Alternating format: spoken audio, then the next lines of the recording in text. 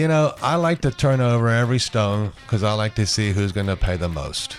The preparation is probably the most important piece. Understanding, what is important about the business, what differentiates it, where is it going to grow, having the right audience you're talking to. As I like to say, turn over every stone. I don't want happy clients. I want raving clients. Right. And I just thought that was a great expression, and I've just tried to follow that.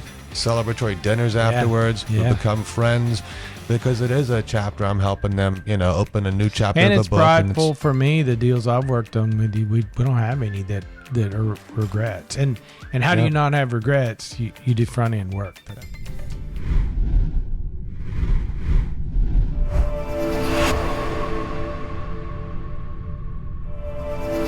Well, welcome everyone to another episode of Next Life. Today we're going to dive into the world of investment banking, specifically to sort of demystify and try to understand what the term means, what a banker does, how they do it, the role they have in a business sale process, which is primarily how you use an investment bank.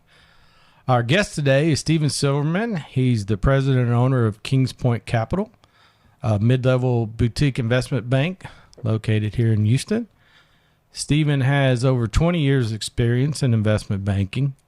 His journey has taken him from certified public accountant at a large firm to building an M&A firm inside a large accounting practice to now his own boutique firm that he owns. Steven and I's relationship started a long time ago. He actually sold my partner and I's company that we founded the first time. And we've also worked together on numerous occasions, helping clients exit their business, going through Next Life, and then the actual sale process. So that's a bit of a bio. Welcome, Steven. Thanks for being here. Thanks for having me. Why don't we kind of start, at least at a high level, of how you found your way to banking? Sure. We don't need all the details, just the high stuff, Sure. Well, you highlighted my background. I am a CPA, sort of a recalcitrant, unhappy CPA, because as I entered the field with Arthur Andersen way back in the day, I found that nobody really wanted what I had to offer, which was an audit. I was looking at the past. And coming in and auditing past numbers, you're not really impacting the company in a positive way, helping them grow or doing much that would really help them. And so I was a necessary evil. Didn't really appreciate that role too much, but my plan was to go and get an MBA. And so I spent my obligatory 2 years with Arthur Andersen. Luckily, when Arthur Andersen went down, they shredded my work papers as well, because I was so enthused by the work that I had drool all over my work papers. And so ended up getting an MBA in marketing. I went here, U of H locally, and really that was a wonderful combination with the CPA side, because the CPA, the numbers, as I like to say, is kind of the skeleton of the business. You got to have the numbers have to make sense and tell a story. But the marketing side is more the hair, the eyes, the skin, the actual parts of the body that you see. And so as I got into the MBA, it was a great experience to kind of look at the world, look at business from that standpoint as opposed to just the numbers. When I finished my MBA, I ended up working for Cisco Foods. Figured that'd be a good place to go and learn a little more. And Cisco was a great opportunity to go and learn about all parts of business, not just the numbers. Traveled the country to a lot of different facilities and helped them with best practices, helped them improve their operations. But the challenge was I was a small spoke in a big wheel. And I really couldn't corporate machine. I couldn't impact a whole lot of change, and so got a little frustrated, and ended up opening my own consulting firm. And I was consulting for restaurants and food services. And one of my clients was a guy named Johnny Carrabba's, and ended up being the first mystery diner in Texas. I went to go and eat at his restaurant and tell him the good, the bad, the ugly, help him improve his operations. I charged him a fair amount of money with my baseball cap and my camera and my mystery diner, and charged him $3,000 or $4,000, which I thought was a tremendous amount of money at the time. And lo and behold, a year later, he sold for many millions of dollars. And I said, well, that's interesting. I helped his business quite a bit, and I kind of missed the big ride. And so a few years later, I ended up getting a call from a gentleman named Tim Moore, who I had known for a number of years. He had a small accounting firm, And he said, would you like to come over here to the accounting firm? And I said, well, listen, I am a CPA, but I really don't want to practice as a CPA. I really don't enjoy it, and I'm not that very good at it. Let me tell you about my work papers. You won't like them either. And so I ended up hearing his stories. He said, listen, I'd like you to come over here and start an investment bank for us. And I said, well, what's an investment bank? Well, we're going to help clients sell their business. And I said, well, let me tell you a story about Johnny Carrabba's and how I missed the party. And so we started the investment bank, and it's a challenge because the CPA model is very different to the investment banking model. You're not really selling your hour of time and delivering a service. You're actually trying to enact a major sale of a company, and you usually are getting paid at the very end of that exercise. And so anyway, it was a challenge to start it in a firm because the model was not built that way. It was something unique. I remember that too. Very unique. For very an accounting unique. firm. And so I had to tell the other partners, trust me. I know I've got a whole lot of hours over there that haven't paid any money yet, but they will when we sell. Just trust me. Mm-hmm. But you've never done it before. Well, it's okay. We'll figure it out. Mm-hmm. And we did. And that was in 2005 when we started, the end of 2004.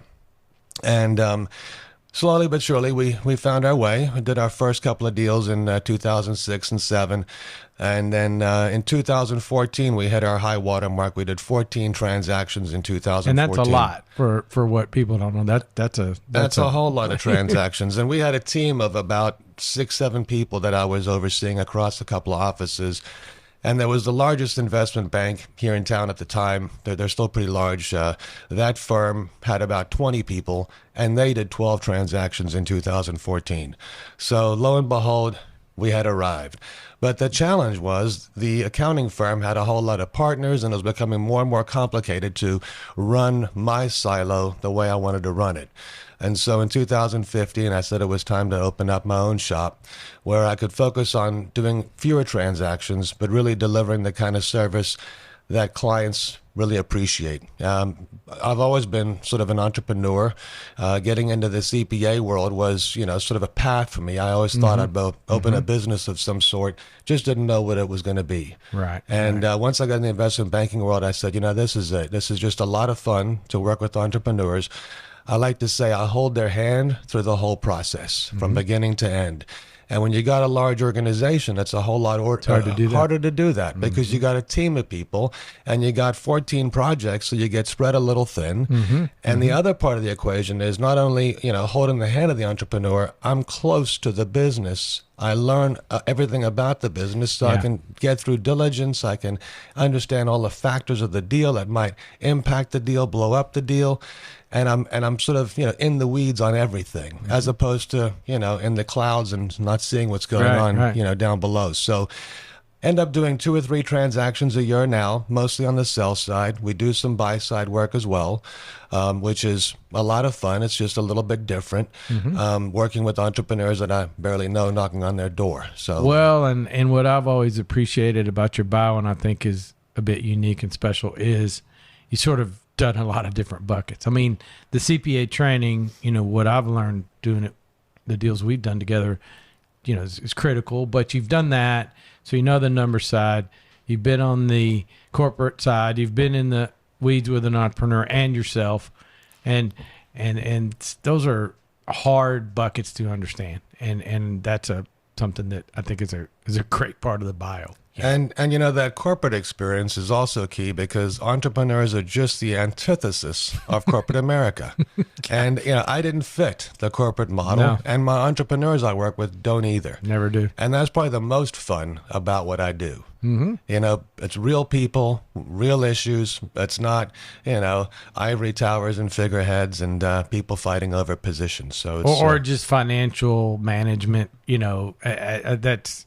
I see attorneys try to sell stuff sometimes, and nothing taking away from some of them. I'm sure are very capable, but they just don't sort of get it, So it's just very rewarding to help people retire. Sure. And it's also rewarding to help people go buy some businesses and help them grow and sort of realize their goals. Sure. It's a whole lot more fun than a corporation that's got no heart and soul. And the people that I talked to today are different than the people and I like talked to 2 years from now. We both have. Some of the clients you and I've worked with is, God, what are they doing? And you're like, You're never going to be able to explain it. The guy you're talking to is worried about keeping his job. That's all he's focused on. That's exactly right. That's exactly right. But where it does help me is when I market to those corporations, because I understand how those guys think. Yeah, exactly. And how they're motivated. And they're motivated to get their quarterly bonus or their annual bonus. It's a different world than the entrepreneur lives. And so I'm usually a little more flexible with those corporate folks. Because I remember on our sale, do you remember one of the buyers was something completely unrelated to oil field? And I was like, Steven, why in the world are these people interested? They sell boxes. And yes, we have a packaging item. And you're like, listen, he's a corporate division president. His CEO says, grow the damn division. We don't care how you grow it. That's right. Go find something, which to me was an eye opener. And I tell that to my clients too when I'm coaching them. You never know where these buyers are going to come from, and you never know. And once you've made that decision to sell, which is what we take them through with Next Life, is, and how, who buys it is should be somewhat irrelevant, as long as some of the other boxes are checked. Number one is who's going to write the biggest check. And, we end up auctioning companies for a reason. We're looking for the biggest check. But as I like to say, especially to the buyers, because it resonates with them, it sounds wonderful. My client is interested in the dollars, number one. Right. But 1B, he's interested in the fit. Right. And he cares about the company and his people. And that's always the case. I've never found an entrepreneur that says, you know what, I don't care Right. what happens to my team that I've built for the last 20 years. Or my name on the wall or what have you. Yeah, correct. Exactly. Well, speaking to the investment banker, there's sometimes a lot of confusion. Why don't we sort of back into that and demystify that a little bit, and we can isolate it to what because the term is just broad, but I mean, we've had people think it's just a local banker. And, I know your firm specializes on the M&A side, the valuation and sort of cap raises kind of, but why don't we talk a little bit about those three buckets, Sure. Well, investment banker is a word that covers lots of different kinds of firms. The largest investment banks, we hear about Wall Street investment banks. Those are different, obviously, to our boutique here in Houston. But what they're doing is quite different. A lot of those firms are doing public offerings of securities. They're taking companies public. They're doing shelf offerings, all that sort of registration stuff with securities, underwriting, that sort of activity. That is included as investment banking, and selling the securities of a company is also investment banking. And that's where the licenses come in, because we're dealing with securities. Mm-hmm. Now, the security is just the stock of a company. I'm not taking anybody public. I'm not, doing offerings of any sort. We don't even do private placements, because that's another piece of investment banking, mm-hmm. a little more risky piece. But what we focus on is the sell side, buy side, and cap raise, and not those public offerings. The other half of the coin is you've got a group called brokers, and brokers are much more akin to your commercial real estate broker. He's got a listing, or she's got a listing, and they're going to work on selling that listing. They'll post it. They're not, a lot of times those real estate brokers are licensed in real estate, but they're certainly not, licensed in selling a business that might be on that real estate. But that's sort of the broker, is they're trading more street level businesses, your dry cleaners, your corner liquor store, those sort of businesses. Mm-hmm. That's kind of the broker universe. And then the other part of the equation is a lot of people refer to investment bankers as bankers. Well, I'm not a banker. I don't work at Amegy or Frost Bank as a right. VP selling loans. So that's where some of the confusion comes in, is that they I've had clients ask me, hey, call those investment banker guys you work with and see if they want to buy my company. And I'm like, time out. That's not what they do. They're represented. They're not, but they just, I guess, are lumping them in a PE firm. Who knows where they got that connection, but it's that much confusion sometimes. And some people are never going to quite, get it, and that's okay. I just saw a client yesterday who I ended up selling his business the end of April. worked with him for 4 years. He very well knows what an investment banker is. And I met his daughter, a very nice young lady yesterday, and he introduced me as his broker who helps sell his business. Yeah. Okay, no problem. I'm your broker. Sure, As long sure. as, it's kind of like that old commercial. Is it E.F. Hutton? I don't care what you call me, just call me. Yeah, So, yeah. But that's some of the confusion. Sure. I've seen that. Well, why don't we move into, the process a little bit? I mean, let's start with, how you and I have worked together successfully is, the Next Life vision we've talked about here on this podcast a lot about what it is. And it's basically walking an owner through the process if they're ready. And I do a lot of that front end, but then where we always end up landing is a valuation that they have in their mind that I help them get to. And then we get to a range. Now, that valuation range is so critical. And that's something that you and I do when we've worked together and we've talked about it. We think there's a real disconnect sometimes that folks don't connect that valuation. And it's so critical to sort of understand a range of a company will sell. That's the number one question. What am I worth? And you ask any owner, And they skip to it too. They don't even want to hear about some of the other stuff. but they're looking for a finite, discrete number. And guess what? You don't know until you ask. And at the end of the day, we go to market. We never tell the market what we're looking for. We solicit numbers, and we do that for a reason, because that's how you end up getting higher bids. Yeah, well, you and I have talked about, Steven, it's ruined me as a person with real estate now. When I've set and sold real estate now, I just want to scream because I say, why are we setting this price? That makes no sense. Because what I've worked, the successful things we've done together and what I've learned selling my own and working with you is like, it's so much better to let the market set it. Now, that being said, you have to have realistic expectations. We don't go to an owner and say, hey, the owner, and we've had some owners. I remember one of them shall remain nameless, but he said, you guys are wrong. I'm worth way more. And we're like, no, you're not. Well, we're in the business of being right, because at the end of the day, it's a whole lot of time to take a company to market and to have all these conversations. It's several months of time. And if we don't have a clear understanding of where the business is potentially going to trade, more than likely, and we're wrong, it's just a whole lot of time wasted and a whole lot of unhappiness from the owners. So we've gotten very good at understanding where things are going to trade, understanding how buyers, what the criteria they use to evaluate a business is, and understanding what items in certain businesses are going to produce value, so that we can have pretty good picture of where it's going to trade. And if that picture aligns with what the owner's looking for, then that's one of the major checkpoints. And of course, the other half of it is, as you allude to, the personal side of it, which is a challenge. And you think about it from the owner's standpoint, just like you built this business for 10, 20, 30 years. It's kind of hard to make that decision. But that value check, I have those conversations with, prospective clients, existing clients every day of the week. Right. Constant check of where that thing's going to trade, and is now the time to go to market. Just yesterday, I spoke with a gentleman who said, listen, I'm going to do this, and I'm going to do this number, a higher number next year, and this number next year. I'm like, well, great. When you get there, we can go sell at that number, because that'll produce this number. Right. Well, I want to go now because I got some new technology in my business, and it's going to produce this. I'm very certain. I'm like, well, if you're confident to place the bet on those future numbers, I can get somebody to pay you today on those future numbers. Mm-hmm. Mm-hmm. But we got to understand what we're betting on here. And so that's a lot of what I do. I know some of my front end work and some we've done together is when we sit with these guys on a projection, say, okay, they're buying, like we tell them it's, we're telling a story of the past and buying the future. And a lot of times we'll say, okay, what are you going to do? And then they'll come up with various numbers. And then we do this years to work calculation, which is very effective. And it's not a hard calculation. It's basically, what am I going to get now? And how many years would I have to continue to do that if I kept the business?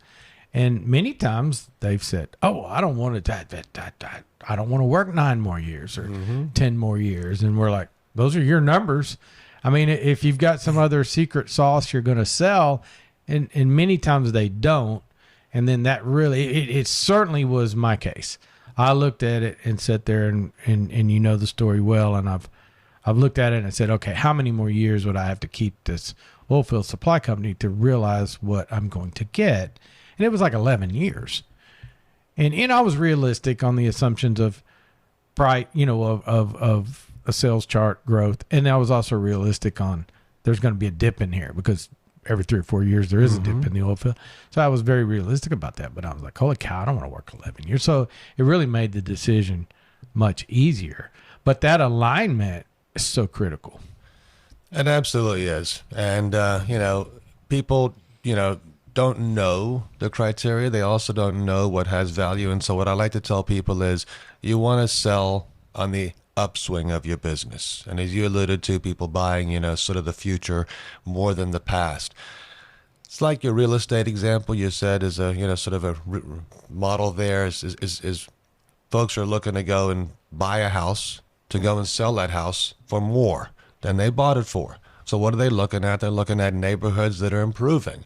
They're looking at, why would I go and buy this house? Because I want it to be worth more.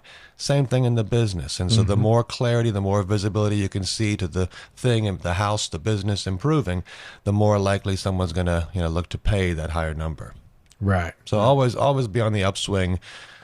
That's, sort of one of my main and that messages. alignment. I mean, you can't stress that enough. And that sort of distinguishes, in my mind, a little bit difference in the broker world too. There's a lot of brokers. There's some are not good. We've talked about that. I'm not gonna discount all brokers, but for them it's about listing.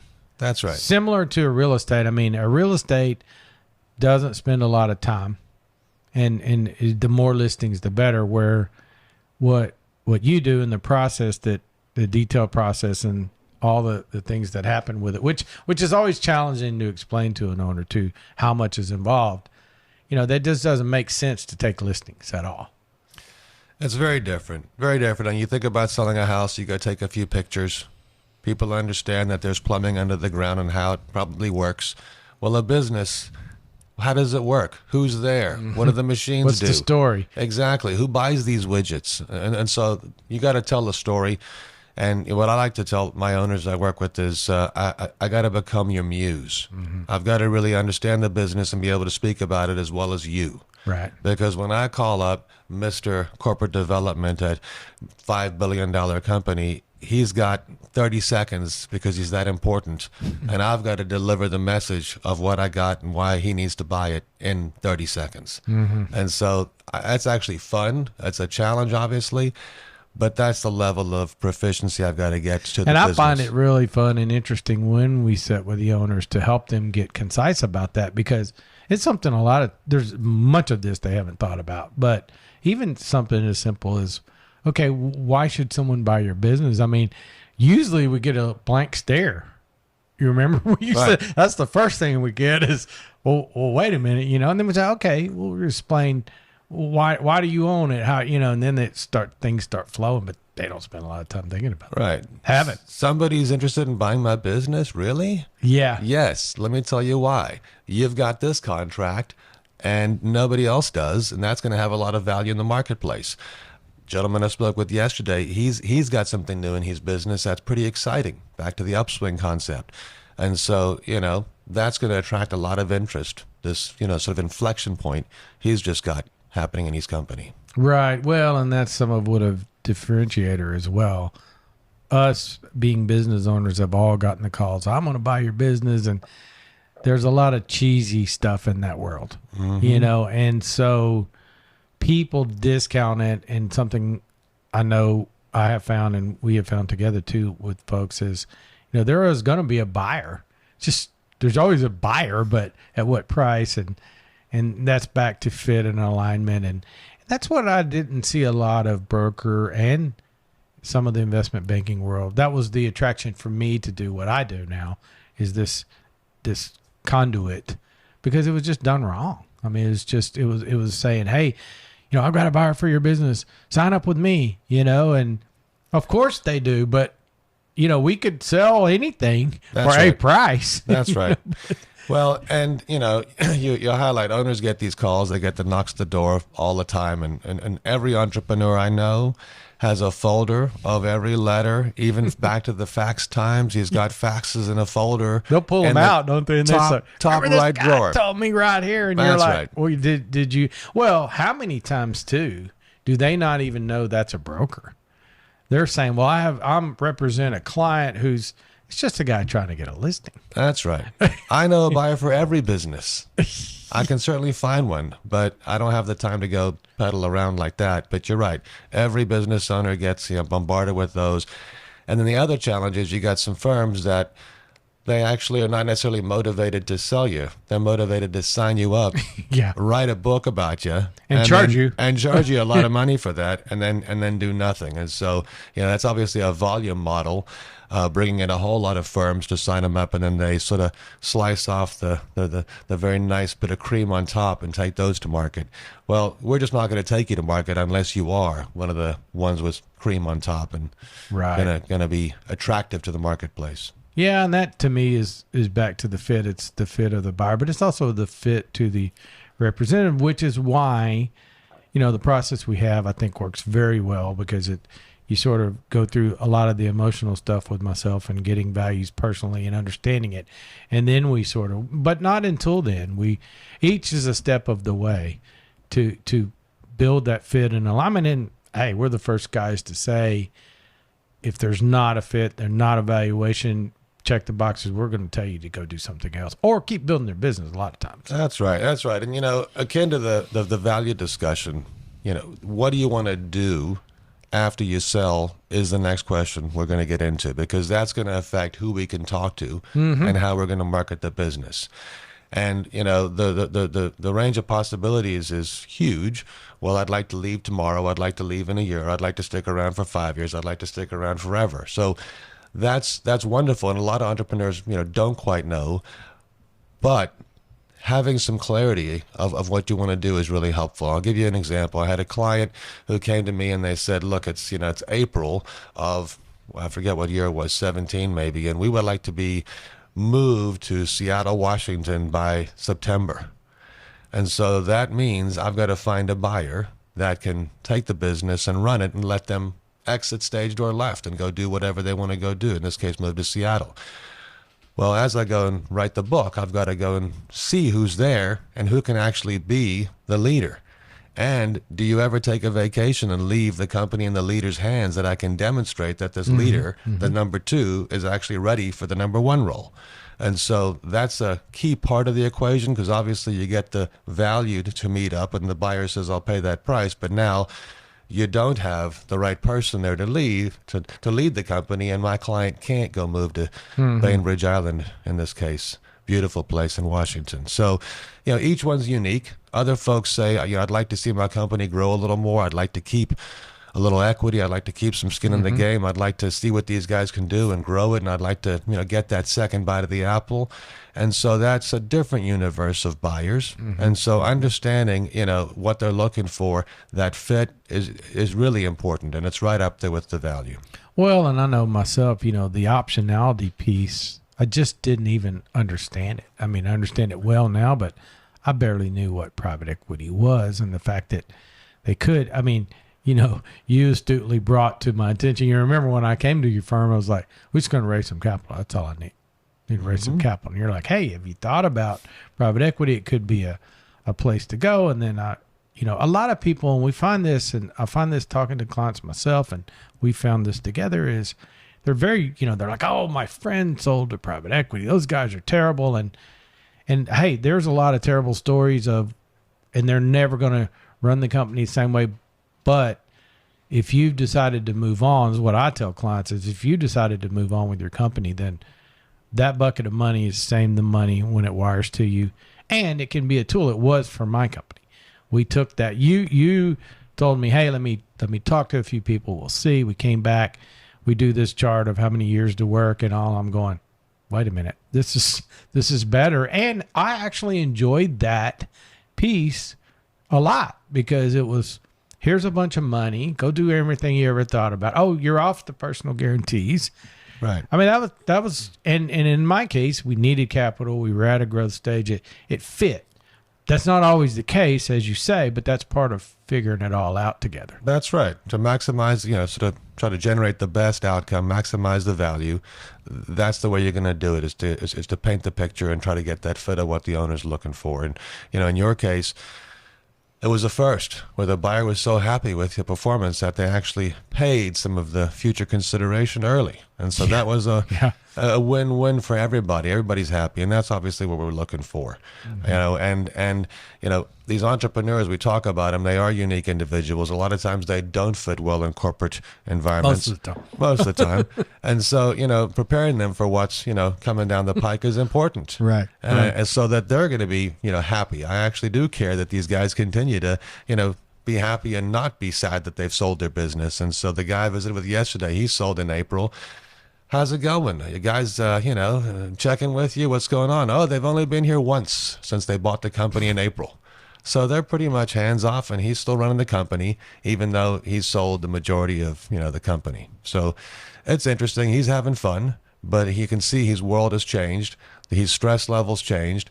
I never saw him hanging out in the driveway talking to his daughter, when I saw him before. We saw phones in his ears, and Exactly. He's tied in, tethered to everything he's working on. And so, you can see a little more relaxation on his face. And that transformation takes time. I mean, we have one client together that you remember called recently and said, I just don't get it. I mean, these guys are talking about the Christmas party, and we need to be hiring divers right now. And I said, listen, you remember, we talked about this. It's not your company. You're okay with that. Well, I'm still okay with that. You put the money in the bank. Yes, I did. You're collecting a salary there. You're sort of parking time.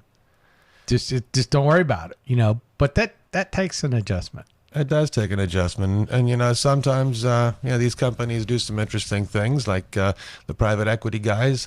They like to charge a management fee for managing the business. Yes, that's always a tough one for them to swallow. Which makes my clients incredibly happy. It's like, well, where did this come from? Why are they charging this amount of money, and what are they doing? Well, guess what? They've been managing the cost of the company successfully for so long, and here comes some massive cost. But at the end of the day, it's not your cost that you're paying. So what does it matter? Mm-hmm. And it's just a little challenge there. But then you got the other side. You got the corporate buyers. And what they like to do is they like to spend money freely on people after the fact, because they don't want to, Well, sometimes they're bonus for that. How many people are under my hire? That's right. That's right. Which sounds crazy, but that's true. One of the craziest one is I had a seller many years ago, and he ended up having an astronomical annual salary to show up to the office one day a week and be on a conference call tell me about it. once a month. And he's like, yeah, it's not fun. I'm like, well, for the amount of money you're getting, you want to do that? He's like, yeah, I can do that. But anyway, that was just preposterous that the corporation would pay that amount of money, several $100,000 a year for someone to show up on one day a week. after my second sale, they paid me to be a consultant, sort of on call. And being that I was always a man of my word, want to deliver value, after 2 or 3 months of doing nothing, I called them. I said, hey, guys, do you need any help? Is there something I can look at? Nope, we're good. And I said, okay. Well, we always try to get something akin to that, especially if guys are going to be leaving. We know that folks are going to look for information in the future. So the folks that ended up selling and moving to Bainbridge, we had the wife handled the accounting side, and the husband was more the engineer and the business side. Mm-hmm. We had them both on consulting agreements for 2 years, getting paid as they were in Bainbridge. And that's something, owners don't realize either, that there's a whole nother bucket potentially of money there. Well, I don't want my client out, sailing in Puget Sound and getting a phone call about a control panel. And so, if they want to take that phone call, then they should be getting paid a few $100s an hour to take that phone call. Mm-hmm. And so, anyway, it works well for both sides, because the buyer says, well, sure, if I need something that badly, I'll make that phone call. And my guys, we've now got at least a dollar figure to take that phone call. Right. So, and that's a foreign concept. Even talking through the valuation with them, I find, I tell them, look, we're going to have a valuation. Someone's going to pay you the company. There may be structure to it, but you're also going to get a salary. They're like, oh, really? It's like, well, of course you are. Everybody in this corporation you're selling to has a salary. And they're like, wow. That's a whole nother bucket of money. Yeah. Oh, that's separate from now. We negotiate together, which is what your policy, and I like it. And it's very critical to do that negotiation at the same time, because someone just says, let's say a guy says, I have to have 500,000 salary. They'll just take it off the purchase price. So it needs to be, together. That's right. Well, as you look at the, where companies usually trade is as a multiple of their earnings. And the earnings that, they sort of use as the measurement tool is called EBITDA. And then you have this EBITDA thing, which is earnings before interest, taxes, depreciation, amortization. But you also normalize that. So if you have an entrepreneur who's paying himself too little under market, you have to add a little more expense for what it would cost for somebody else to run it with a market salary. If you got the other equation of $500,000 and you can go find a general manager for $100,000, well, now I've got $400,000 to normalize on my EBITDA. Normalize meaning add back. Add back to the earnings. And that's a multiple on the sale. So what happens is the salary you're going to get in the future, it becomes kind of a trading point between, do you want to get consideration at closing and value and accept less salary, or would you rather have a little less consideration and a higher salary in the future? So that, as you alluded to, the employment agreement is a piece we negotiate because they are interrelated. And then depending upon, back to the fit and the owner's desires, how strongly do you want to continue to be in that seat? That's an important consideration for how hard are we going to negotiate what's, termination for cause. And so usually we're going to structure that the owner has to go and do something disastrous to get. I know mine was. I had to almost murder someone. That's right. To be fine. That's right. That's what we're looking for. But that's part of representation too. And the other side is going to need something, right? What if this guy we're going to be hiring now is a criminal or doing bad things? Well, they got to have some or out. Lazy and never coming in and. Yeah. Well, that part we won't get you fired for. Yeah, that's true. That's usually not a big deal. That's right. Especially in corporate America. And they don't work. Yeah, corporate America doesn't work that hard. A lot of them.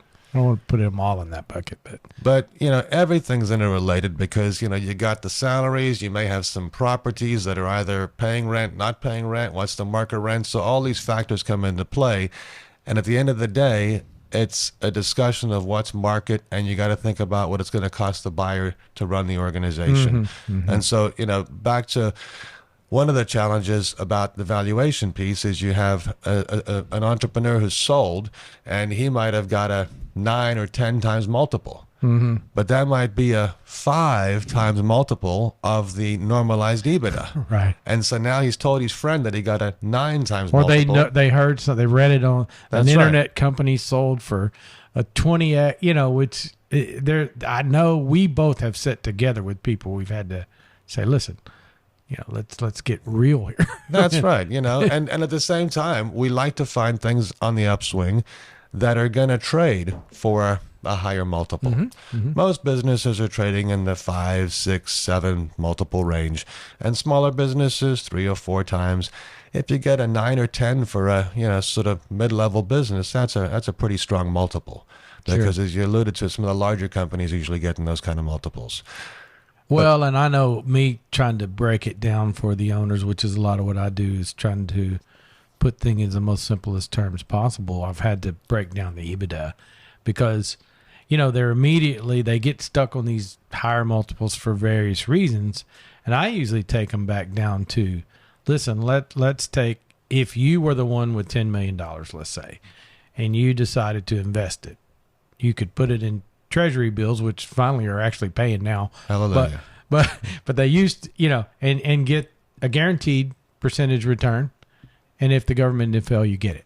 So you agree with that if you were the one buying the yes, okay. Or I could go buy a public company, Exxon or something, and the next day I decide I don't want to do it, and I click the sell button and I'm out. Or someone can buy your highly illiquid business that you put the money in that, the only way to get the money out is each year of earnings. Or so I ask them, what do they think that is worth?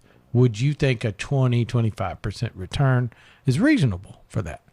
And then they would always say, and then you can break it down to say, that's about a 4 or 5 multiple. And then it starts making sense. But a lot of times it takes that granular of a conversation. It does. And everybody focuses on the multiple. I focus on the dollars. True. Because that is the key, and we can It's a get good point. there a number of With the different ways. salary and with the real estate and all of it is this, and you would take you that. And this normalized EBITDA is a bit of artwork too, because you can then extend normalized EBITDA into synergized EBITDA, Yeah. where this is going to produce this amount for you, Mr. Buyer, so I want you to pay me today in addition to what my client is worth. And if you present a logical case and the data shows that they will get that, they will pay for it up front. And so back to the story, that's where you get a 5 times normalized EBITDA number, or you get a 9 times synergized EBITDA number. But the interesting part about this one is that timing is a big part of the equation. If it wasn't for what these guys were up to, they wouldn't have bought the company. My client wouldn't have gotten double what he was really worth. Right. And so that's the key. That's the key. It's the dollars at the end of the day. Completely. Yeah. And that's where doing the service in the way that you do it, and then we do it together with the self-discovery piece is, you really understand the company. Because in order to get this synergized, which would be another way to say that is a future EBITDA of what they're going to earn, the buyer, you got to really understand where it's going to come from. You got to understand what's going on in the company. And one of my favorite stories I like to tell is about a gentleman who had just put out in the field some bins, as he called them. I know that guy. He might be sitting across the table from me. Anyway, that story of what he was doing with those bins made it into the offering materials, and it was the number one growth opportunity. So painted the picture easy for the buyer to read, and they followed that recipe, and that recipe did very well. Yeah, it actually worked exactly as advertised. So getting, once again, with the owner, spending that time one-on-one, becoming the muse is really important. I've got to be as excited about the business when I speak to somebody about the business as the owner would be. And so, I've had other people back when I had the organization of 7 people, licensed people, go make some phone calls. But you know what? At the end of the day, you're dealing with a person on the other end. You've got a little window. And I actually still enjoy those phone calls to this day, because you never know what you're going to find on the other side. And that goes back to, sort of some sales experience I've had from the past. It takes a mindset of somebody who wants to open that door and see what's on the other side. Well, and taking the time to ask the questions. I mean, there's one firm we both know and will remain nameless that their game is writing a book. And it is a very much cookie cutter process, and, Sure. and there are sections and things that are generalized in all books being the offering memorandum to put the company for sale. But a lot of times if you're just cookie cutting it, I mean, I've seen you work with that, and that's something I remember. I even was kind of like, well, isn't some of this just standardized? And you're like, it can be, but that sucks. That's not a good way to do it. And I get probably 10 emails a week from companies offering me a chance for me to make my life easier and outsource that to them. And I'm like, thank you, but no thank you. Because you're right, some of the sections are a lot easier to write than others, because it's sort of cookie cutter. There's a list of employees or equipment or whatever. Right. But those growth opportunities, the value drivers in the company, those unique differentiating characteristics, those headlines, that's what I got to, get And the to. owners don't know them. I don't recall the exact point, but I recall the aha moment with someone we worked with, and we were going through the book of writing the book, and then going through the questions, and they said something that they thought was just a minor comment, and that happens a lot. There's like a minor comment, like, oh no, that's not a minor comment that you had this relationship with 30 years with a text dot or something. No, that's a big one. That's right. And they don't even know that, and we wouldn't have known that without 2 hours of you sitting across from them with a yellow tablet. That's right. You got to ask those questions, understand what's happening in the business and what's around the corner. And in the owner's defense, and what I spend a lot of time on the educational process, they just know nothing about this. So, and it's no knock on their intelligence or anything. They just all foreign, so they're not knowing what to bring forward and talk about and dig out. That's right. And, the gentleman I just saw, who we've sold in April, he was a little bit hesitant until he understood the game and sharing what might be around the corner. because what might be around the corner is going to produce more value because I can talk about it. Sure. And everybody will believe it and pay for it once it happens. And so in this case, he had a big airport job coming up, and he had a whole bunch of work, and he told me about it, and then he kept telling me about it, and I got to go talk to all the buyers about all these wonderful you remember things in he the was business. even hesitant to sell. Well, I think I'll do that first. That's right. And you're kind of like, well, how about if I get you paid? Will you be cool with that? Yeah, absolutely. That's fine. Yeah, I just okay. can't forget about it. Well, I'm in the weeds every day hearing about what's happening and you winning that job, so I get to talk about it and get full Sure, value sure. for that job. And anyway, seeing him yesterday, he's pretty happy. The numbers are rocking along this year, and he should get that piece of consideration that he was hoping to That get this year, earn-out the piece, additional yeah. piece. Yeah. Great. Well, why don't we? I mean, we could literally do, I think, a podcast on each of these things that happen in a process. I mean, there's that much information. It's the challenge we talk about. You and I talk about a lot. How do we get the complexity? But for the audience, I think maybe if we just at least list them and we Sure. go through them on a high level, we can sort of know. Now, again, we very well may have some of my vision forward is maybe we have a podcast on some of these, but I mean, people don't even know. Like, we've beat the valuation up pretty well. I think we understand how that works. We go through the next life, understand if you're ready to sell, what's your number, and then we sort of give you either a formal, because we can't do a formal type analysis, not a valuation. You and I both don't really like the way some of the valuation is unimportant information. We try to isolate it. We can do that, or just back of the envelope to get that fit. But then it sort of goes into preparation. So why don't we just sort of hit, each category? We'll talk about what a prep looks like, Sure. and then I'll just cue you up on each of these going forward. So we talk about preparation to begin with. Well, the preparation part is, sort of getting to spend some time with the owner, getting to prepare those materials. And it's also talking about who should we be talking to, the target list of people we're going to be contacting. And so, on the preparation front, you're getting ready for your process. Now, the process is from beginning to end, several steps. But as I say process, I think about the 30-day auction process. Now, it's a private, limited auction. And that's a good synopsis for owners to think about. Now that where you got to rip, I think, a little bit of negativity that they immediately jump to is, I'm just not going to auction my business off for the lowest bidder. It's a reverse auction. But Right. the auction process, I have witnessed this. I tell clients this. I've been a part of it on both sides, and it's amazing how it works. And even the players that are buying know it, but it still works. That's right. That's right. Well, I like to compare it to the Mecum car auction, where you've got these very rare cars being sold at very large dollar figures. But the people who are at that auction, they know which car they want to buy, and they have an idea where it should trade. And they know that if they don't make their offer at that auction, somebody else is going to get that car. Mm-hmm. And that's the type of thing that we're trying to create, the fear of missing out on the opportunity. That's why that 30-day process, the window of opportunity to make your offer, to have a chance to win the car, the business in this case, is so key. Mm-hmm. And so that preparation, we're getting ready to go and run that 30-day race. Mm-hmm. And so obviously we need to be up to speed, the Muse concept, because we're running this race in 30 days to go talk to several hundred parties mm-hmm. about the business. And, I end up taking that without the owner's involvement for the most part. Typically the first couple of weeks. And that's the indication, just to sort of make sure we cover each bucket. Sure. That's sort of the marketing the business starts with this. Why don't you start there with, it starts with the indication, which is driven by an NDA. Well, the marketing the business is that 30-day, process of talking to people where we got our materials ready. It starts with a teaser going out back to the private limited.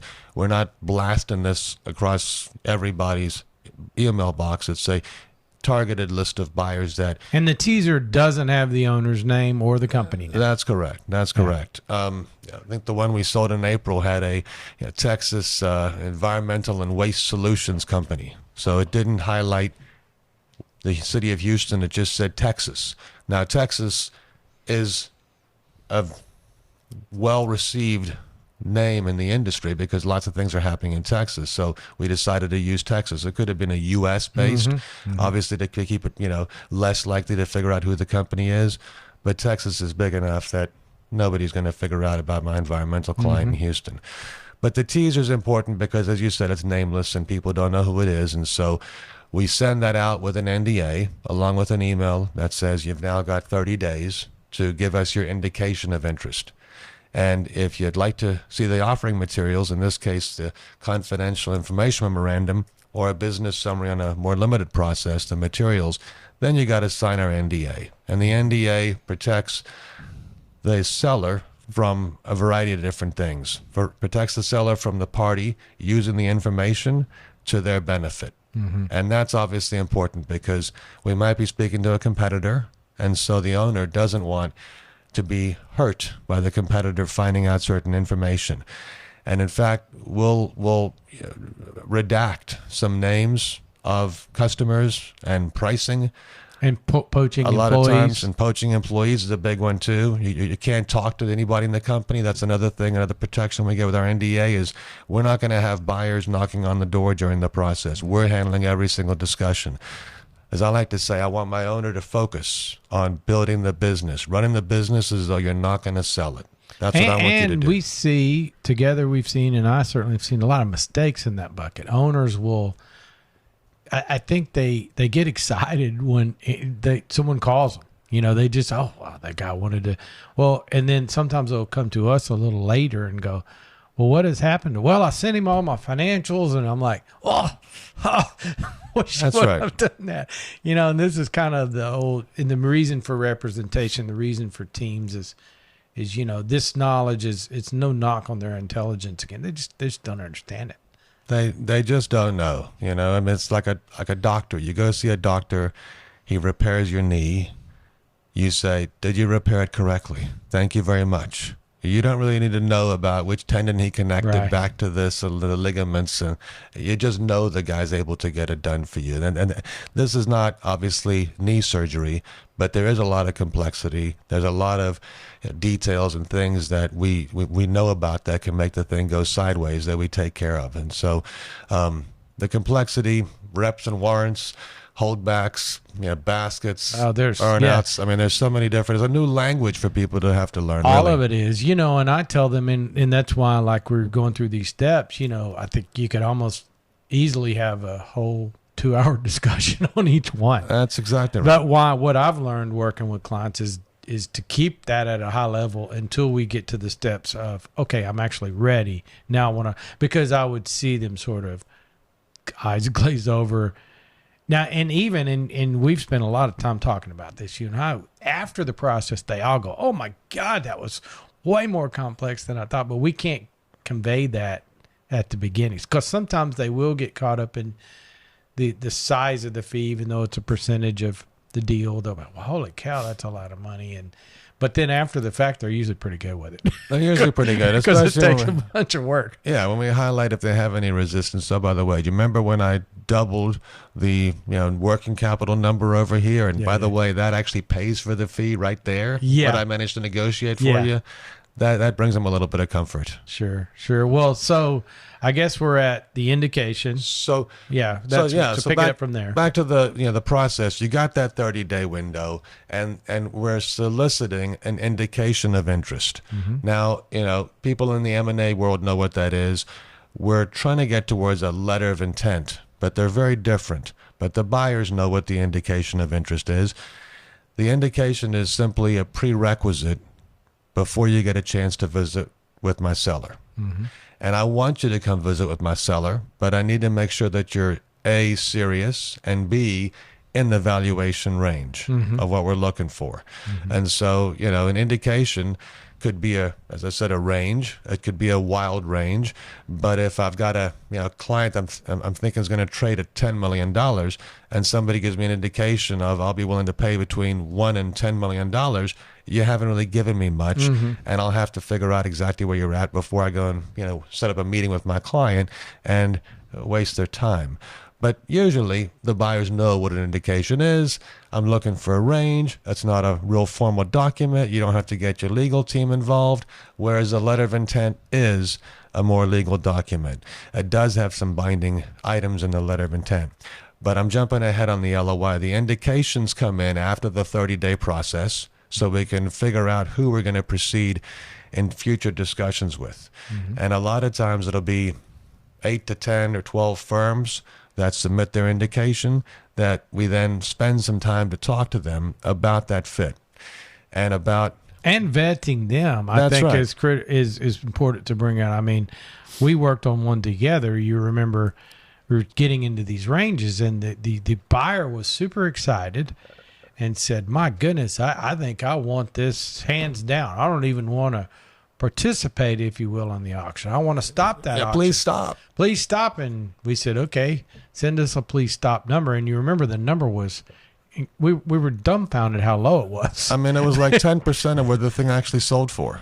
That was crazy. And then they even had what I thought was actually crazy, because I think I was on that call, or you told me about it, was, well, we just don't understand how the other buyers are actually at that number. Can you explain that to us? And we're like, no.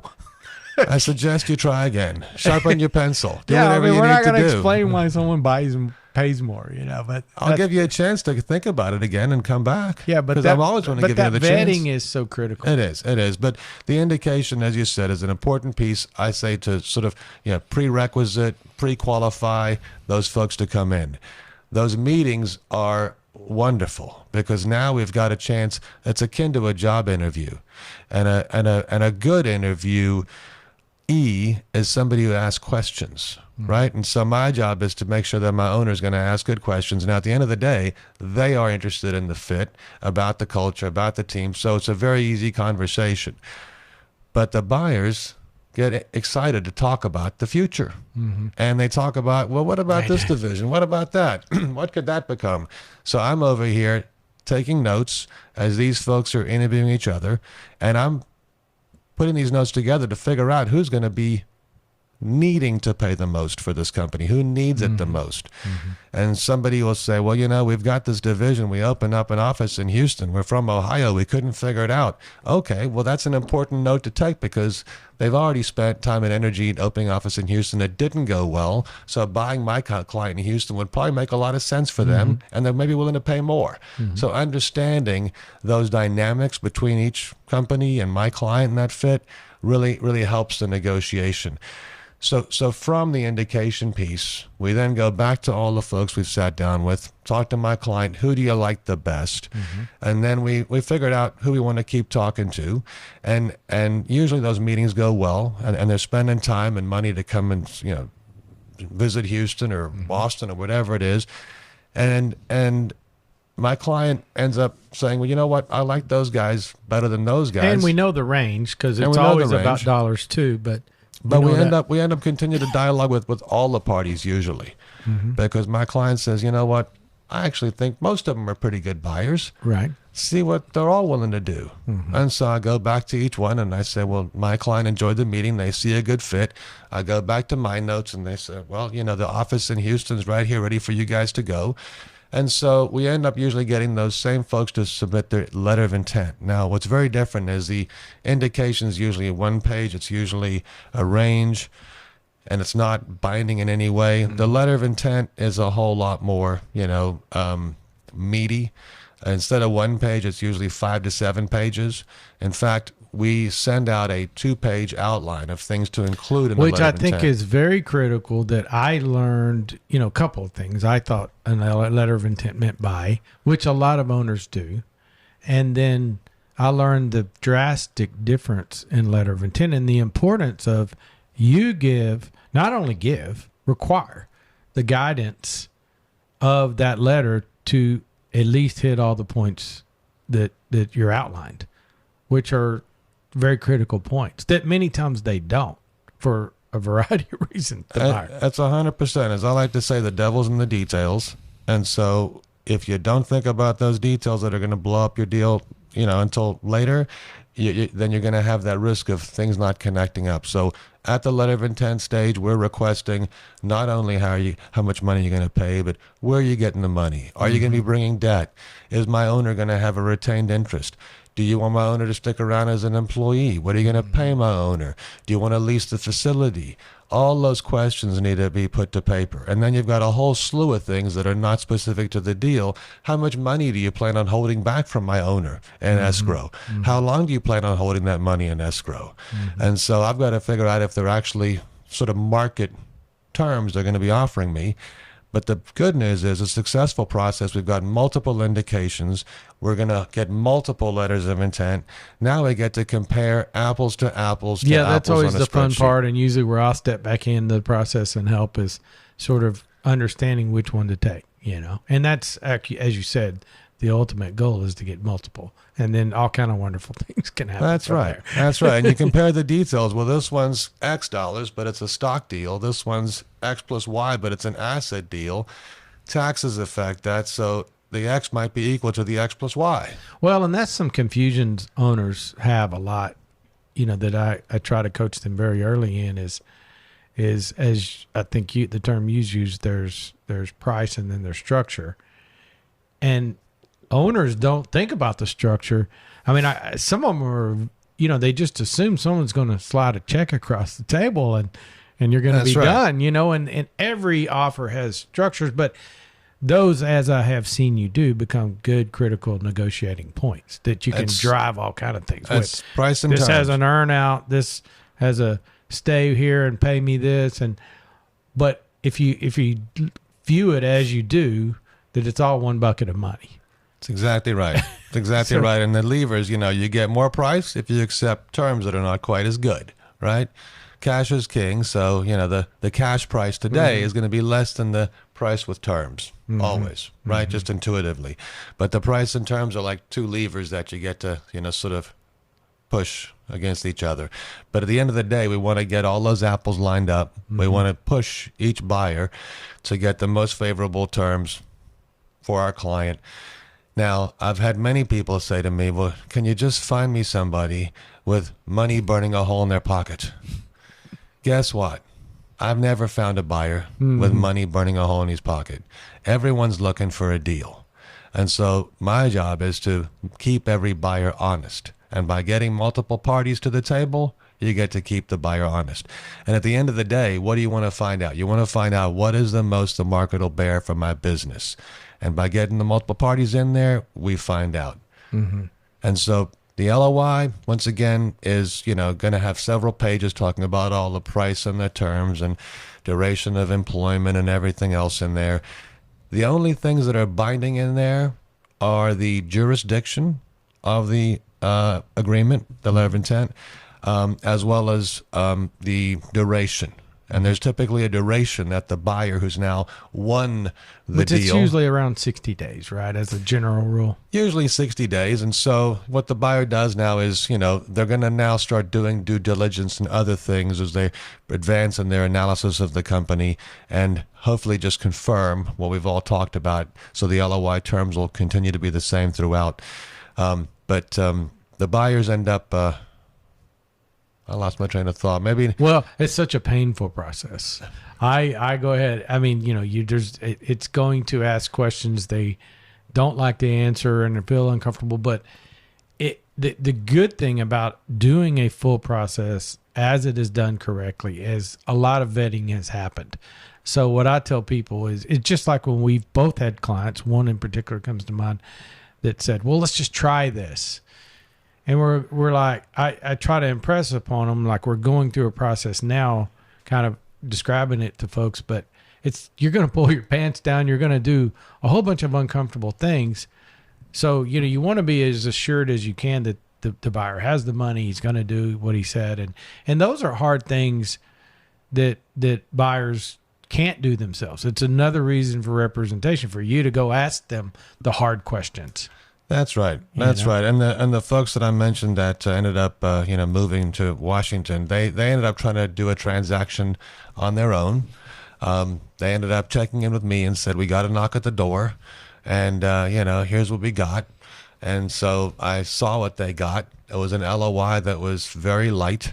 And I figured out that this is an opportunity for the buyer to do some things. And so the buyer ended up doing those things, and the offer was cut in half.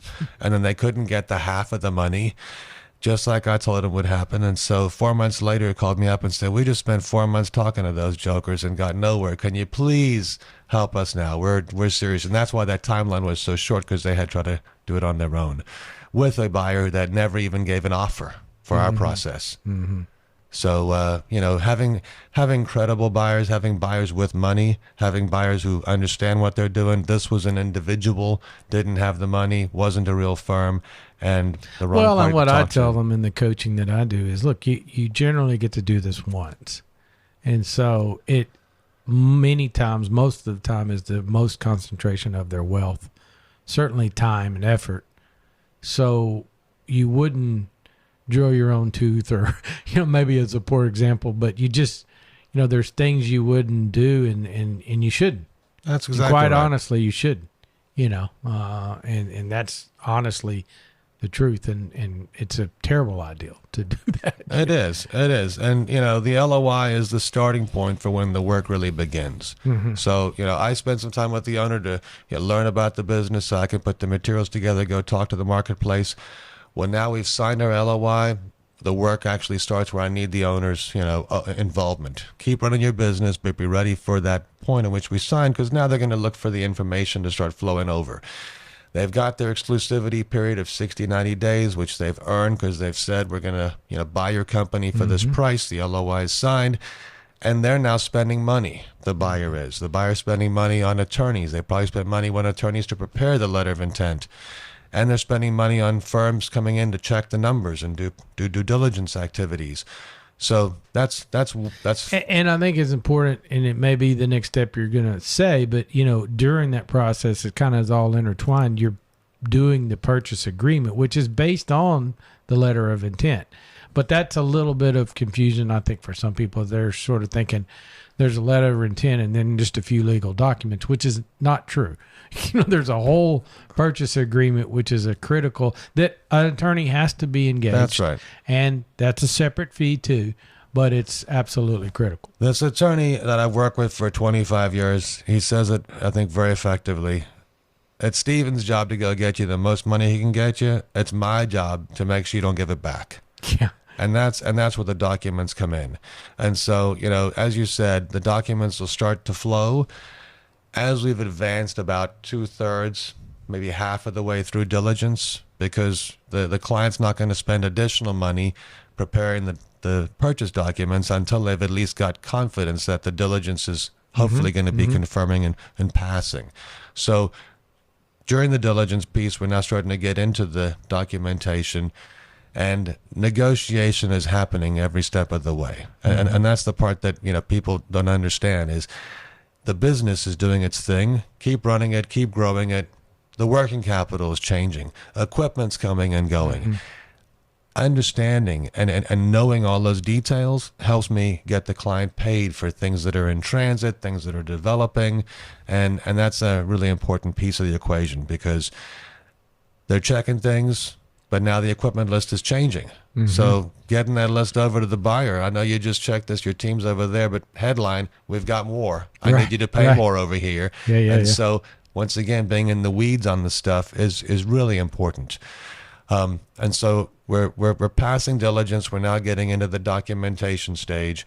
And then that typically takes a good 30 to 60 days to get all those documents done, because it usually encompasses not just a 50, 60, 80 page purchase agreement, but you've got employment agreements, you've got maybe a stock that you're getting in the company, Real estate, renting, maybe renting leases, the building, the lease back. There's usually several agreements as part of the purchase that we're dealing with. And so the whole process from preparing to running your 30-day process to having the meetings to now getting into your diligence, which is 30, 60 days, your documentation, 30, 60 days, it usually runs between 6 to 9 months for the beginning to the end of the overall process. And then there's that unique 30-day period in the middle, which is the process too. To get to the fun part, the close, when they wire transfer you money. And that is the most fun part. although, I always advise clients, and I know you do as well, is the LOI, don't go buy Corvettes and spend the money because things do happen and can happen. That's exactly right. That's exactly right. And, the guy that we just sold this April, we had an LOI on his sale of his business in February of 2020. Yes. And next thing you know, COVID happened. Mm-hmm. And the buyer said, well, we can't buy anymore. And my seller said, well, what happened? I'm sorry. They're not going to go through. And, oh, by the way, good luck because COVID's here. And so anyway, long story short. You remember he called us and said, hey, I think I'm ready. Or no, this COVID, what do I do? And we said, nothing. Go back and run your business for a year and get the numbers back where they should be. And then we'll do it again. That's exactly right. 21, he called. How am I looking now? Well, maybe a little more. And 22, okay, we're on. Right. And so, certain things, timing of COVID, obviously I can't control. Oil and gas businesses you alluded to are cyclical, and there's those downswings in the industry. Heck, when we first opened up Kings Point 2015 in the fall, 2 months in, I had a client who wanted to follow us over as we launched a new firm. We had a deal for a sale of almost $30 million on our first client. That was in November. 2 weeks later, December of 15, the price of oil fell out, and that deal went away. So, timing is a good subject because I know I've had clients come to me on the coaching aspect and said, hey, I've got this number. I want to sell when it gets to here. And, there's so many things that drive timing, not only market driven, but personal things. People die, they get cancer, something tragic happens in their world. That's right. And those are uncontrollable. So, this is why I'm so passionate about what we're doing and what we do together too, is just get yourself an education on it. Understand it. There's never too early. It doesn't mean you have to do anything at all right then. And then there's the timing of the outside world, away from your business. What's happening in the industry? Mm-hmm. Is the industry consolidating? Is private equity getting into the industry? Gentleman I visited with yesterday, he was alluding to a buddy of his that sold his landscaping business. And he said, private equity is all over landscaping right now. And of course, back to the multiple. And my guy said he got a 12 times multiple. I'm dying to say, well, let me tell you, there's synergies involved. And I did say the word synergy. And he said, yes, there were synergies. And I said, well, that's how you got to the 12. But anyway, and the herd mentality, that's something I've learned. Yeah. It does. I mean, I was fortunate to sell at a very good time when equity was very interested in the oil field. They're not now at all. They've seen too many ups and downs. Yeah. But they were very, and that, like, even the second buyer for us the second time, who we had discussions about potentially coming back or, consulting type arrangement, they were kind of upset, and he was like, you guys sold at the top. And I said, well, I would rather be lucky than smart. And that's how I tell it. And that's truth. But the truth of the matter, I had enough knowledge to say, hey, let's at least check the pulse here every now and then to see what's going on and to know what my values are and to at least have a rudimentary understanding of this process. That's what's so critical and what I'm really trying to do with Next Life as well, is let them understand that, 100%. And the herd mentality, you're right. One of the hottest spaces right now, aside from landscaping, is waste. And we've actually been doing some transactions in the waste space. We don't typically, work in any one sector. We like to work across sectors, but the waste space has a ton of activity because of a lot of regulation, a lot of changes happening in their world. And so in the waste space, there has been a lot of consolidation, a lot of activity. And when you have a lot of activity going on, that's probably a good time to, get involved. It's kind of like fishing. You see things happening on the top of the water. There's probably some things happening down below. And go over there and fish there. That's right. But nothing dead. Don't fish there. That's right. That's right. Got it. Well, good. Well, why don't we, just a little bit of time. I know we've touched on it several points along this conversation, but why you need an investment banker. I mean, to me, there's some obvious buckets of, experience, market knowledge, valuation, all these things. But I mean, if you sort of had to summarize some of those key ones, I mean, how do you think about why someone should hire a banker, and You- certainly not do it yourself. I think that ought to be self-explanatory to people, frankly. I like to turn over every stone because I like to see who's going to pay the most. And I'd say that's probably the most important thing for someone to take away. And if somebody doesn't want to get the most, then that's okay. Go ahead and take the first phone call you get. Have a conversation. You probably won't get the most from that one person. Right. Because that one person is opportunistic, and we're all going to go try to find a deal. And so I've had many, many transactions that we've taken to market, and they have somebody they're talking to, and that somebody they're talking to for the last year or two never ends up being the buyer. Yeah, I always found that odd, and I guess it's not odd because people are in companies and they're opportunistic. And what I tell the owners are, some of these people buy companies every week, and they're very good at it, and they're very good at every trick. And so when they put their arm around their shoulder and they're saying, "Buddy, Right. we're good friends," and then there's almost a kinship like, wow, someone's interested in my company. Because how many times have I and we together have ran across, well, when we said, okay, well, let's get some other buyers and let's put this person on the table a little bit. Oh, I don't want to make them mad. Let's don't. And I always say to them, listen, you get to do this once. Right. If they're going to get upset about asking about terms and pushing a little bit, they're probably not going to be the buyer. And interestingly enough, like you always say, and I've seen it, they're usually not the buyer many times. That's right. And one of my favorite phone calls is when my client gives me permission to reach out to this one party that's chasing him and tell them that my client now has representation they hate by it. Kings Point. It's a silence. Isn't it? Oh, really? Okay. No, nice to it's a meet good you. thing. It's really nice to meet you. Yeah. Because the game just changed. The game just changed because now they know that this person knows how to play the game. I always kin it like to my wife is an enrolled agent in IRS representation, and there is a completely different. If you're audited, if you go to the audit by yourself, or you go to the audit with a tax professional, That's right. there is 100% difference in what happens from the moment you get there. And very different outcomes. Very different outcomes, because I have horror stories of people that go in there and say, they just say the wrong things, and it's not necessarily that they're dumb, or it's just like, go hire the most experienced person for what you're trying to do. That's right. That's just good business in any bucket. And, the devil's in the details on these things, as I've alluded to. And, people want to do it themselves. I can't fault them. One of my friends ended up selling his business. And after the fact, he said, I wish I had, called you to help me on this thing because they took advantage of me on this and on this and on this. And I said, yep, I know what they're doing over here. Here's why. And that's how they did it. Yep, that makes sense. I wish I had called you. And so, And I think they underappreciate. I mean, I know some successful ones that did, just, hey, they came to them, they accepted, it was their number. And I guess there's not a fault in that, but almost 100% of the time, there was more money left on the table.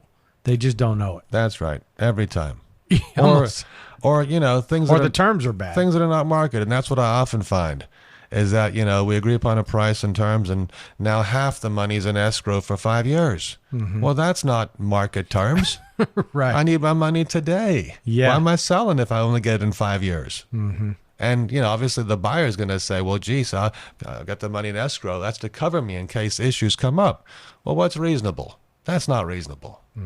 Well, or the earnout's another good example of one we just worked together on, the environmental, the management fee. So the management fee he's up in arms about because he's like, it is a waste of money, and arguably so sometimes.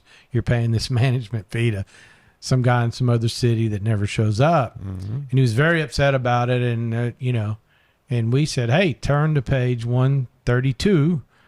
And that does not count against your earnout for this period of time you're going to be paid this bonus. That's right. We've got that added back. But, I mean, that's what I see a lot of times with people without representation or bad representation too. The earnout, I mean, how many times have you and I together were, and the buyers get very upset. Well, what do you mean you're going to limit me this? Heck, my own deal was almost I probably wasn't a walk away moment, but it almost had to get there because it was my debt was going to be behind some other debt. Secondary, yep. And it was something that I never spent a lot of time thinking about until y'all astutely pointed out to me, hey, Gary, they're going to go raise some more debt, take their money out, and your debt's going to be behind. That's right. And they had a real problem with it and was like, and I said, look, maybe we wasted time because, this is an important piece here for me to get. And speaking of the get, having done this for a while, I got to help the client understand we're not going to get everything. Yeah, that's a good point. If you'd like to win a negotiation, you have to give on some things, and hopefully those things you're giving on are less important to you than the things we're getting. And we're going to focus on getting the dollars, getting the cash, and we're going to protect you from giving it back. But understanding what market is, understanding that you're going to have to do a little give and take is an important lesson to share with the owner at the beginning as you go down the path. And I try to do that, but I also coaching them, I've seen this happen over and over. At the beginning, they're very naive and basically would be giving away the farm. Right. But as they get into the process and they start to understand it themselves more because they're dealing with it, then they sort of get aggressive on the other side and go, well, I'm not going to accept. And I know a lot of what I do is bring them back down to earth and say, hey, listen, guy, we agreed on this range. We've got you more than that, more than paid for the fee and all these things. And so why did that, drastically change, Well, there's something called deal fatigue. And so what happens and is greed. and that steps up to, and your business is doing better. Well, I should get paid more. Well, if your business is improving all the way to the finish line, I'll do my best to get you paid more. And usually that's the case. But if you're going to try to get that last dollar, you want to blow up the deal over that last dollar. And so that's where you got to sort of have a heart to heart, and you're pretty good at talking through that too, because you've been through it. That deal fatigue is real. Now, for me, 100%. it's just a day in the life because I'm used to these documents, I'm used to these discussions. But for them, it's their baby, it's their business, it's their life's work. Yeah. How'd that call go with the buyer when you asked them for $5 million more? Oh, it was no big deal. I got it. Whew, well, great. Thank you. But anyway, it's just what I do. And obviously it's very stressful for them because it's the one decision of their life that, is going to affect not only their life, but a lot of times their kids' lives too, right? With regards to their estate. Sure. And so they want to do the right thing, get the most. And that's what we end up obviously trying to achieve in every case. Sure. Well, why don't we sort of wrap into, there's a million, I won't call it a million, but there's probably 27 critical points that make a good process work. But if you had to sort of isolate a few, how do you think, what differentiates a good process from a not so good process, Well, the keys, if you will. I would say, the preparation is probably the most important piece, understanding, what is important about the business, what differentiates it, where is it going to grow, what moves the needle. I think I've heard you say that's exactly right. That's an important piece, probably first and foremost. Having the right audience you're talking to, as I like to say, turn over every stone. Yeah, and that's something important to bring out. I know there are some firms that have a very isolated target perspective, meaning that they say we're going to only talk to 11 firms, 6 strategic and 1 private equity or 2, because we know that'll fit. And they sort of eliminate the other, which I think is a terrible idea. I know it's not your approach. Right. Because me as an owner, I want, if I've made the decision to get out of this business and give up this thing I've built, then I want as many buyers as possible. That's Why right. would you call, even as a house analogy, and say, well, this guy down the street, he lives close. He's probably a good buyer. Let's call him and his other guy, and that's it. I think that's a terrible idea. I couldn't agree more. And that's one reason that we like to work across industries, because I don't want to become too beholden to any one sector. Or let's say there are makers do that too, yeah, right? So now I sold, let's say, a waste company to XYZ company, and ABC company missed out. And so now I've got another waste company. ABC says to me, I missed out on the last one. You owe me on this one. No, this is a unique process. We're Yeah. looking for the We're gonna highest do number. this- We don't know We're going yet to do anything. this auction over and over and over. That's right. That's right. So back to the number of parties, we want them all. Mm-hmm. We want them all. I want to find the outlier who needs it more than anybody else.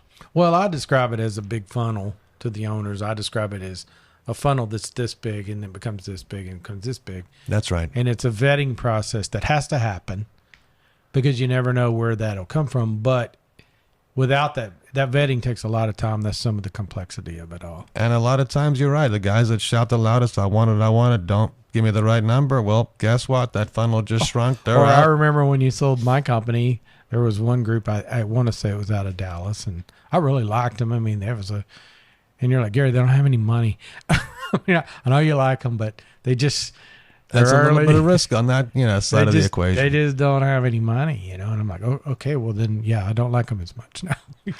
And, people will do things for a reason and they're willing to pay more for, certain things, back in timing, back when oil and gas was a popular place to look, a lot of international companies bought a lot of my clients, did a lot of international There deals. was a lot of money wasted during that time. Well, what happened is these international companies decided that they would come and open up an office in Houston Okay. and send their guy over here who doesn't speak Texan, doesn't understand the way things work around here, and lo and behold, they weren't successful. Right. And so they've already been burned, spent some money, and so here comes a company that I can go buy.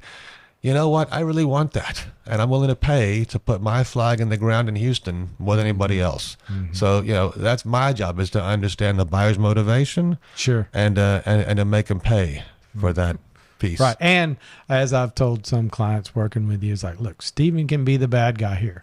You're going to stay working with him. That's right. He's going to move on, and he's really not a bad guy even in their eyes. Just like when they get the call that, oh, he has representation, they know they're going to pay more. And they know from being on the other side of that table, they would do the same exact thing. That's right. That's right. And when I do go ask for more, and I have to ask for more all the time, Right. I do it in a way that it's usually not my client's idea. Because a lot of times the client's going to work with this party. And I like to use the analogy of, a deal is, sort of marching to the altar. We're going to evaluate people as we're going to date, and we're going to decide who we're going to get married to. And, everything matters along the way as we get to that altar. But now we're married, and it's important for us to get along. And the things from the past, it's probably important for us to, be okay with those. And so having me go to bat for more money versus the client saying I need more money helps the future relationship. Sure.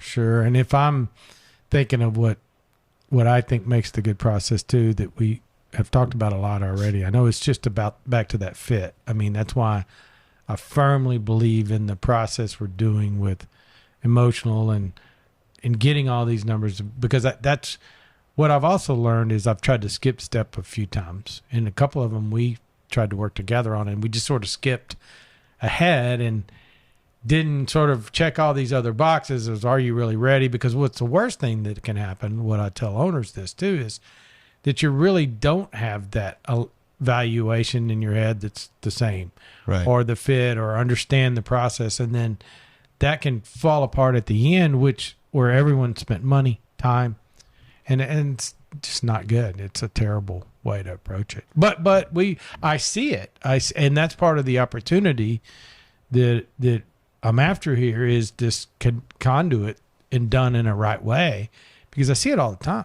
I mean, I see brokers and they're just pushing up. Let's get a listing. Let's see, and then the people are mad, and you've seen a lot of disastrous deals too. Right. Well, I had a client many years ago. He had an expression: I don't want happy clients. I want raving clients. Right. And I just thought that was a great expression, and I've just tried to follow that, and end up having a fun experience with my clients. And my clients, we go have celebratory dinners afterwards. Yeah. We become friends, because it is a chapter. I'm helping them, open a new chapter And of it's a book. prideful for me. The deals I've worked on with you, we don't have any that are regrets. And how do you not have regrets? You do front end work. That's how you right. don't have regrets. That's right. You figure out what you're looking for. Are you ready? Are you serious? Why are you going to move forward? Do you have something to do in mind before Right. you retire? That's an important piece too. Because I don't want unhappy people. I don't want, a husband to be at the house. Some and of the getting- questions I'll ask them in next life. What do you have left to accomplish? these are introspective things I try to dig into with them. Is even one that particularly works well is, tell me about Sunday night. Are you angry about going to work Monday? Are you happy? That's a good one. You can't wait to get there. And based upon those answers is a lot of what you could see. And normally, I kind of like to see, I like it, but, Yep. What I don't want to see is, there was one we spoke with. I don't know if it got to the stage with you yet or not, but it was younger guys. And it got to be, look, these guys are just too young and too much left to accomplish. And their number was, there's always a number, even for a young guy with a lot less to accomplish. I mean, if there's a big enough number, sort of like lottery, but usually the valuations and all that don't work. So if you can get it, I'll go. We don't really go for that one too much. Because the fees and the way, we work together is the fees are paid to you on success, not on, we're paid for results. Yes, there's some upfront. And if you can generalize that, maybe it would be good to finish with is, every engagement is a little different and priced a little different, but I think I always get the question, well, how does the fees work? That's what I get, The biggest reason we get an upfront fee is so the client is serious about what we're doing. If somebody has to cut a check of some size, they're on board with the activity. Hey, when are we going? As opposed to, I don't think I'm ready to go yet, because it gets the owner emotionally invested in the activity. Now, at the end of the day, I don't go and check every item as I'm talking to the owner about the business. Well, now I'm starting to prepare the business for sale.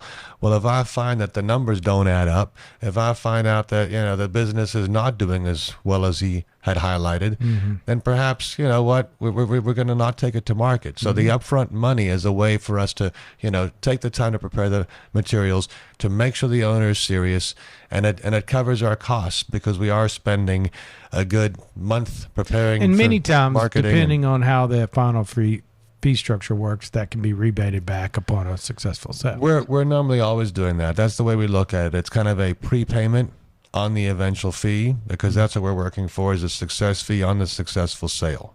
And this then is it's just generally a prepaid piece. percentage, just That's for the right. audience. It's a percentage that ranges from. But that's the biggest thing. I have on occasion in the past done things without any money down, and we'll get paid as we close it. But the challenge is I don't have the owner invested, and that's the biggest reason we have a small upfront amount of money to end up taking the undertaking to take it to market. Well, and the reason why it's focused on just not taking deals. That's right. If you tried to live on the upfront fees or something. Now, there are some firms that we know of. That's right. They're in the book writing business with a pretty large upfront fee. And, their model basically is get a big, large upfront fee, write 100 books, and then find the 2 or 3 that are really good. And I'll only focus on those, and the hell with the rest of them. That's right. That's right. We have one now that I'm working with that we're maybe about to work with on an actual sale, who had that agreement, and they're very upset with it. Now they're coming to the end of it, which is a good thing, the end of the time period. But he's like, I paid these guys, $40,000 or whatever it was, and no one's called me. It's easy to write a bad book. It takes some time to write a book that's going to produce the right result. Sure. And so, we look at it. We'll look at 100, and we'll probably choose 2 to take to market and write the book on. Right. And book, meaning, just clarity again for the audience, book is sales memorandum. Whatever the offering materials could be. Yeah, as offering materials, probably better. Depends upon the audience. We usually put together what's called a SIM, an offering memorandum, a confidential information memorandum, which is 70, 80 pages, and it's talking about the industry. It's talking about what control panels are and why they're needed and how we build them, and it's got pictures. Well, if I'm talking to a strategic buyer and we've agreed that we're only talking to strategics because we need to move across the country, then I can perhaps have a different offering material, which is much more concise. It doesn't talk about the industry because these strategic buyers already know about the industry, and it's a 5-page, 10-page document with those pieces that person's going to want to find out: the team, the equipment, the numbers, etc.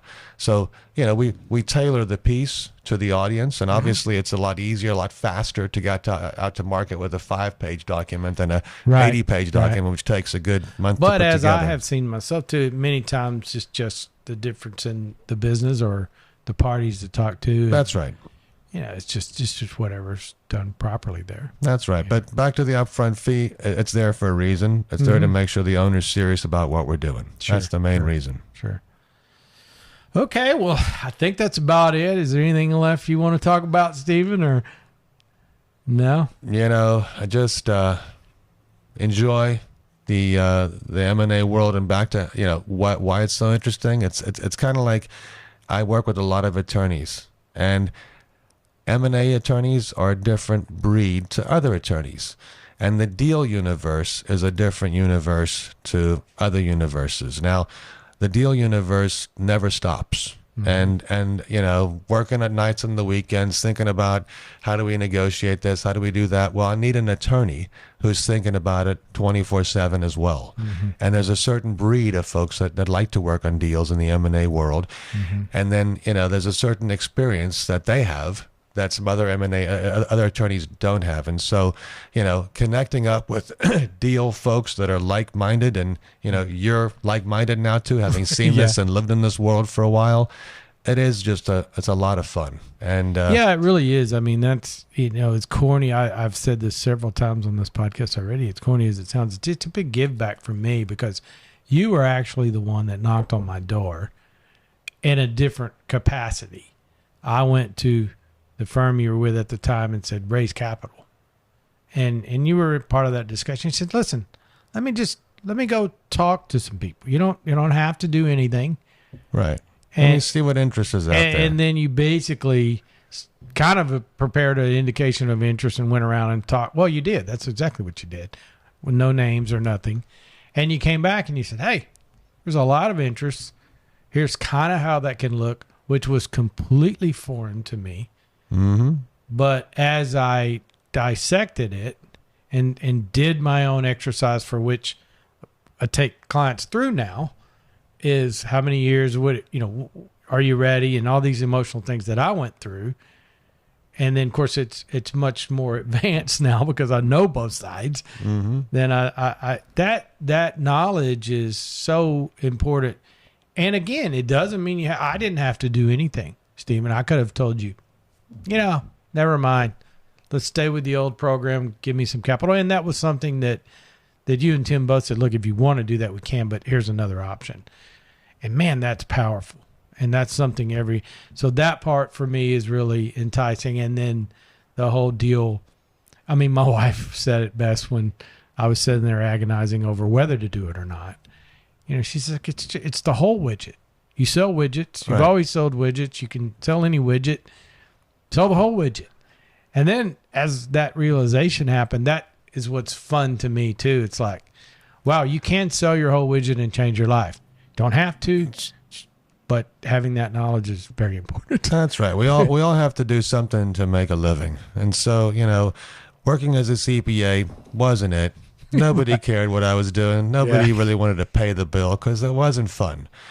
Well, this is fun. And seeing people retire, go and buy a boat and sail the world, seeing people retire and go do charity work, seeing people retire and go buy a plane, getting to that next chapter, kind of like it was your next life. I mean, really, that is the fun of it. And, it's rewarding working with folks and sort of making that happen. Now, it's also nice having a smaller firm and getting to work with those entrepreneurs on a more one-on-one sort of level. That's just, more rewarding for me as opposed to having a whole team. Yeah, I worked with you, and then the second sale was driven by the private equity and worked with a much, much larger investment firm. It was a wonderful education for me to see that side, but it is taking nothing away from them. It is very much a machine, though. It is. Even things like they would rewrite the book or the memorandum based upon who we were talking to. And I was just blown away by how they could come in with 64 copies. And I started asking them, how in the heck are y'all doing this. We just identified this party, and the young people there would say, "I worked all night," and That's right. Now you know what you know. It's really just an internal vetting exercise to see who's willing to work who's all willing night to work like a slave to get promoted to That's vice it. president. That's it, and that's a very different thing than a boutique, and and certainly the range that most of the people I talk to, people that I've worked with you, is in that mid-level. And there's a ton of people, and there's a ton of people need help in that. Yeah. Well, a lot of the larger investment banks, like the guys, you use for your second sale, their ego has them focusing on these massive, massive companies. And, the irony is that their fee actually goes down as they work with larger companies. Right. Now, aside from the fee, the attraction in the larger company is more dollars in the sale. But at the end of the day, you're not necessarily working with one entrepreneur. Those larger organizations, you've usually got several owners, several folks you're interfacing with. And so, corporate, and if you think about it, what makes up America, 80% are middle market small businesses. That's right. And not, it's not 80% billion-dollar companies. So that's the world we play in, and it's a whole lot more fun. Well, and it's fun, and it looks to me, obviously there's opportunity when you look at it on a commercial aspect, but beyond that, it's just that many people need help. I've seen it already. There's a bunch of really crappy brokers out there, not to pick on brokers, which is why it can be cringeful when someone says broker too, because I get over it. You get over it, yeah. But I understand it too. Broker has no securities licenses. They don't end up dealing with the SEC and FINRA and everything else. But it's okay. I don't mind. But being that's called a broker. Positive thing that I always highlight to the clients with working with an investment bank is you are registered. There is some oversight. That's right. It's just a different level. It's just a different level. So. Okay, well, I think we might have a wrap here. Thank you for having me in. I enjoyed the visit. It's a pleasure. You. Yeah, enjoyed conversation as always.